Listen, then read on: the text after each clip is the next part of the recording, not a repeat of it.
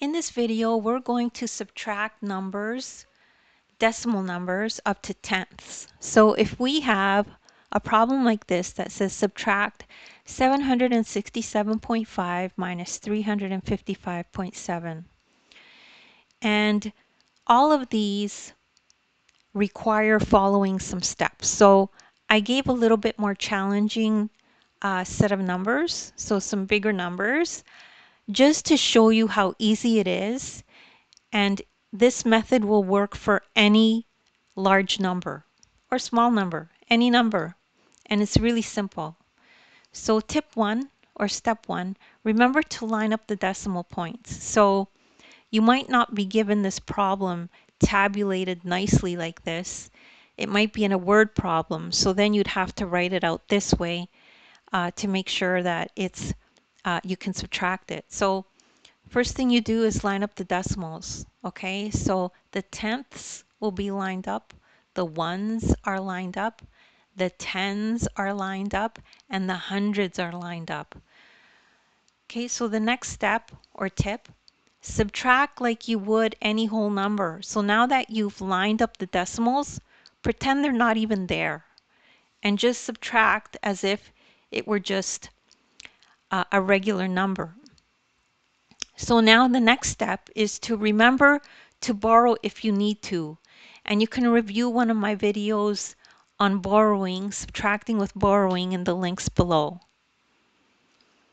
Okay, so let's go ahead and do that subtraction. So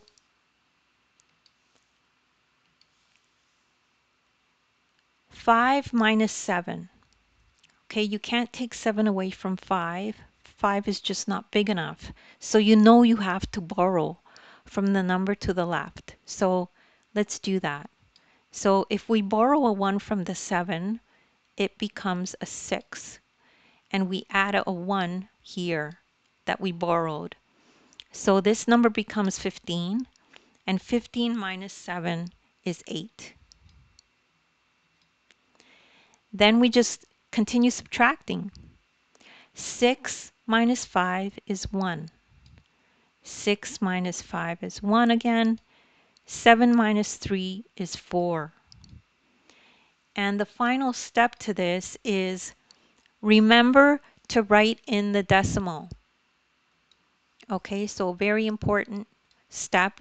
Remember to write the decimal point in the answer, because otherwise this number is 4,118, which is incorrect. So we're really looking for 411.8, which is a completely different number, right? So don't forget to put in the decimal point in the answer at the end. And don't worry if you don't understand this right away. You can rewatch the video and consider downloading my ebook, and you could follow along there and take notes, and it would be very helpful to you if you did that.